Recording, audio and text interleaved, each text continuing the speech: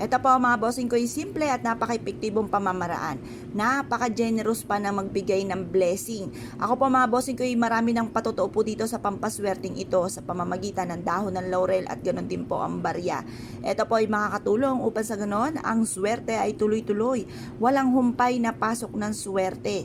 Ngayon pa mga bossing, ganito lang ang inyong gagawin. Kumuha ka ng dahon ng laurel. O ito, isa sa mga tip mga bossing ko ng numero.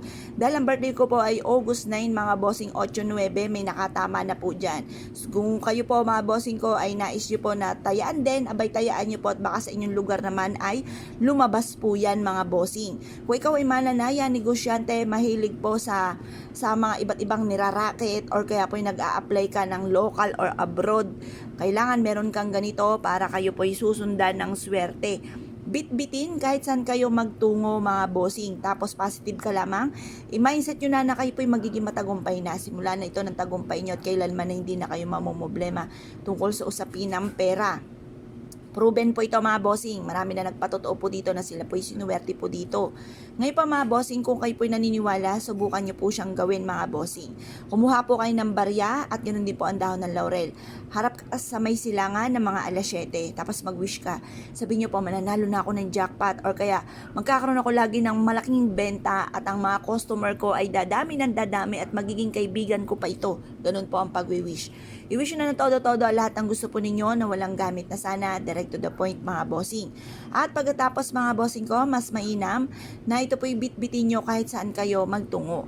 Ito pa mga bossing ko, i-a-adjust ako sa lagi kay suswertihin. At mapapasin ninyo, instead na kalamalasan ay puro kaswertihan naman ang darating. Ngayon pa mga bossing, basta positive ka lamang, ugaliin lagi ang mga magagandang salitain.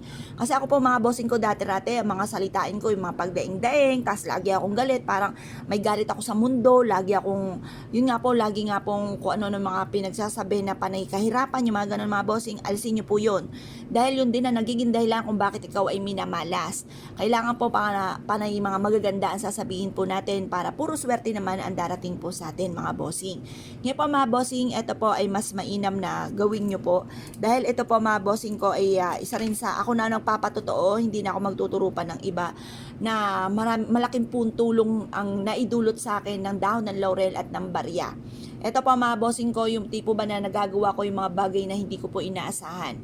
Tapos pwede rin naman po mga bossing ko na kayo po ay mas lumevel up pa yung swerte. Yung ba tipo na simple lang inyo pong mga hinahangad pero grabe-grabe ang mga dumating. Yung sobra-sobra mga bossing. Ngayon pa mga bossing, mas mainam na subukan nyo po na ito mga bossing kung kailan nyo ito mapapanood. Para sa arating din na ghost month ay hindi nyo po ito maranasan. Para instead na kamalasan ay puro kaswertehan naman ang maaaring inyong mata mo. Kaya kung kayo po naniniwala at naisyo po itong gawin, ay siya mga bossing, good luck po sa inyo po lahat.